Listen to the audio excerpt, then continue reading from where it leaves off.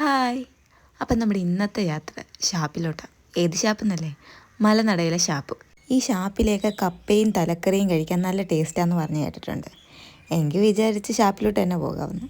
ഞങ്ങളവിടെ എത്തിയപ്പോൾ തന്നെ ഉച്ചയോട് അടുക്കാറായിരുന്നു. അതുകൊണ്ടൊരു പേടിയും ഉണ്ടായിരുന്നു വല്ലതും തീർന്നു എന്ന്. ഷാപ്പിൻ്റെ മെയിൻ സ്ഥലം അടുക്കളയല്ലേ, അപ്പോൾ അടുക്കളയൊന്ന് കയറി കാണാമെന്ന് കരുതി. നമ്മൾ അകത്തോട്ട് കയറിയപ്പോൾ തന്നെ കാണുന്നത് കുറേ കുപ്പികളാണ്. ഇതിനകത്താണല്ലോ കള്ള് കയറുന്നത്.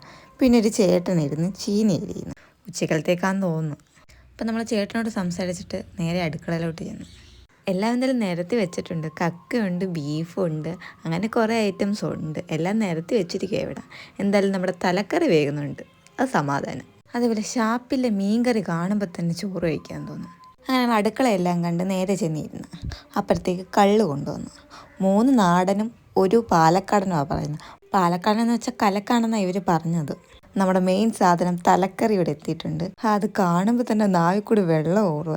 ഞാൻ ആദ്യമായിട്ട് തലക്കറി കഴിക്കാൻ പോകുന്നത്. എങ്കിൽ പിന്നെ ഞങ്ങൾ ഞങ്ങളുടെ കലാപരിപാടികൾ തുടങ്ങട്ടെ.